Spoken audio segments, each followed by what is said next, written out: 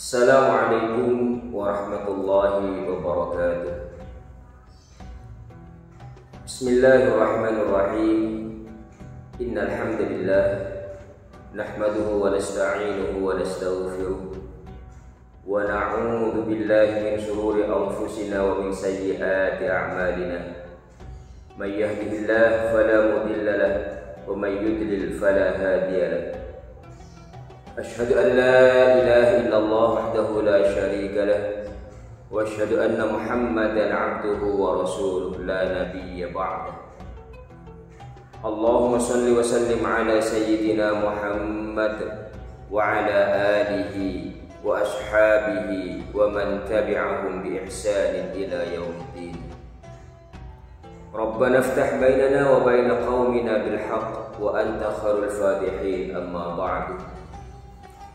Hadirin segenap kaum muslimin wal muslimat yang dirahmati oleh Allah Subhanahu wa taala. Puji syukur kita aturkan kepada Allah Subhanahu wa taala atas limpahan rahmat, nikmat yang telah diturunkan kepada kita. Sehingga dengan rahmat dan nikmat dari Allah tersebut, kita masih bisa menjalankan semua kewajiban-kewajiban kita kepada Allah, khususnya ibadah puasa dengan baik tanpa ada rintangan sedikit. Dan ini patut kita syukuri untuk menjadikan diri kita sebagai abdan syakura, hamba yang pandai bersyukur terhadap penciptanya. Salawat beserta salam senantiasa kita aturkan kepada junjungan kita Nabi besar Muhammad SAW yang telah membimbing kita dan mengajari kita untuk selalu bertakwa kepada Allah dimanapun kita berada dan dalam keadaan apapun kita berada. Hadirin segenap kaum muslimin wal muslimat yang dirahmati oleh Allah Subhanahu wa taala. Pada pembahasan sebelumnya telah dijelaskan bahwasanya surganya Allah itu kangen rindu kepada 4 kelompok manusia. Dan kelompok pertama sudah kita bahas, yaitu orang yang suka membaca Al-Quran.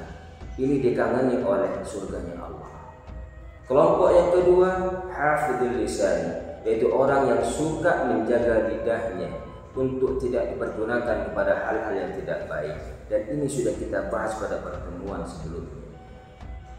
Adapun kelompok yang ketiga yang dirindukan dan dikangeni oleh surganya Allah adalah mut'imul ji'an, orang yang suka memberi makan kepada orang yang kelaparan. Dan ketika seseorang suka memberikan makan kepada orang yang kelaparan, berarti dia sudah mempraktekkan dalam hidupnya untuk berbagi dengan yang lain. Karena semua apa yang kita miliki itu sumbernya dari Allah Subhanahu wa taala. Rizki yang kita miliki itu datangnya dari Allah Subhanahu wa taala. Dan salah satu kewajiban kita ketika kita mendapatkan rizki berlimpah dari Allah Subhanahu wa taala adalah berbagi dengan orang lain dengan apa yang kita terima dari Allah Subhanahu wa taala. Kita hidup di bulan Ramadan, bulan yang penuh ampunan dari Allah Subhanahu wa taala. Dan salah satu hal yang bisa menambah banyak pahala dalam kehidupan kita adalah bagaimana kita bersedekah ketika kita berada di bulan Ramadan. Dan ketika kita bersedekah di bulan Ramadan dan memberikan makan kepada orang-orang yang membutuhkan atau memberikan sesuatu kepada orang yang membutuhkan, maka pahala yang kita dapat dari Allah begitu besar. Dan Rasulullah SAW ketika memasuki bulan Ramadan, kedermawanannya lebih daripada di bulan-bulan selain bulan Ramadan. Bahkan pernah disampaikan bahwasanya kedermawanan Rasulullah, sedekahnya Rasulullah ketika memasuki bulan Ramadan lebih kencang daripada hembusan angin. Karena Rasulullah Shallallahu Alaihi Wasallam pernah menyampaikan, afdalu shadaqatin shadaqatu Ramadan. Paling utamanya bersedekah adalah bersedekah di bulan Ramadan. Jadi ketika kita memiliki kelebihan rezeki dari Allah Subhanahu wa taala, alangkah indahnya kalau itu kita sedekahkan, kalau itu kita gunakan untuk memberi makan kepada orang-orang yang membutuhkan. Dan ketika orang yang kita beri makan karena merasa kekurangan, maka kita juga akan mendapatkan sambungan doa dari orang tersebut. Dan ini merupakan salah satu bentuk ibadah yang dicintai oleh Allah, dicintai oleh Rasulnya, sehingga surga pun kangen dan rindu kepada orang-orang yang suka memberi makan, orang-orang yang suka bersedekah di bulan Ramadan.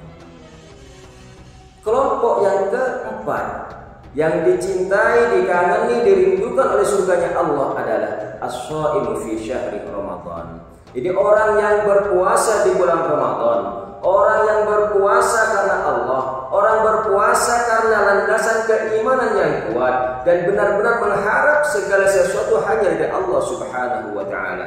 Bukan orang yang berpuasa hanya menahan lapar dan haus saja, tapi orang yang benar-benar berpuasa, semua apa yang Allah perintahkan dikerjakan, semua apa yang Allah larang dia tinggalkan. Karena pada hakikatnya puasa itu bukan hanya mencegah diri kita dari berkata yang tidak baik, tapi kita disuruh juga untuk meninggalkan perkataan yang tidak baik tersebut. Kalau orang hanya berpuasa mencegah, menahan rasa lapar dan haus, maka puasanya tidak dikatakan dengan puasa yang sempurna. Apalagi dia tidak mempuasakan dirinya, tidak mempuasakan perkataannya, tidak mempuasakan anggota-anggota tubuh yang lain. Maka ketika kita benar-benar melaksanakan ibadah puasa dengan landasan iman kepada Allah dan berharap ridha dari Allah, meninggalkan segala apa yang Allah larang, kita mengerjakan semua apa yang Allah perintahkan, kita tidak hanya menahan lapar dan haus, tapi kita juga menjaga lidah kita, omongan kita, perbuatan kita dari hal-hal yang tidak baik. Maka orang yang seperti inilah yang dirindukan dan dikagumi oleh surganya Allah Subhanahu wa ta'ala. Maka sungguh merugi ketika ada orang berpuasa di bulan Ramadan hanya menahan lapar dan haus, tapi omongannya tidak dia jaga, perbuatannya tidak dia jaga, sholatnya tidak dia jaga. Maka ketika ada orang-orang yang seperti ini, maka dia termasuk ke dalam kelompok manusia yang tidak dikagumi oleh surganya Allah. Tapi mereka termasuk orang-orang yang merugi karena tidak mendapatkan apa-apa dari ibadah puasanya. Jadi kelompok yang keempat yang dikagumi oleh surganya Allah adalah orang yang berpuasa di bulan Ramadan karena landasan iman kepada Allah dan hanya berharap ridha dari Allah Subhanahu wa ta'ala semata. Dan mudah-mudahan kita semua bisa melaksanakan ibadah puasa ini dengan baik. Kita bisa menjaga semua apa yang harus kita tinggalkan, yang menjadi larangan buat kita, dengan baik dalam kehidupan kita.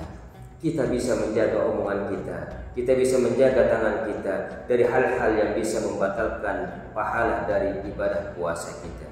Sekali lagi kita berharap mudah-mudahan kita semuanya termasuk ke dalam kelompok orang-orang yang dikagumi oleh surganya Allah, yaitu dengan selalu membaca Al-Quran, selalu menjaga lidah kita, selalu memberi makan kepada orang yang kelaparan, dan berpuasa dengan landasan iman kepada Allah Subhanahu wa ta'ala. Mudah-mudahan kita dengan berakhirnya bulan puasa nanti menjadi hamba-hamba Allah yang maghfurin, menjadi hamba-hamba Allah yang diampuni dari segala dosa oleh Allah Subhanahu wa ta'ala. dan kita tidak termasuk ke dalam orang-orang yang merugi karena tidak mendapatkan ampunan dari Allah Subhanahu wa Ta'ala. Kurang lebihnya mohon maaf. Kalau ada sesuatu yang baik, semuanya dari Allah Subhanahu wa Ta'ala, dan mudah-mudahan semuanya mendatangkan manfaat dan kita mendapatkan manfaat dari apa yang disampaikan tadi. Hadanallahu wa iyyakum ila siratal mustaqim. Wassalamualaikum warahmatullahi wabarakatuh.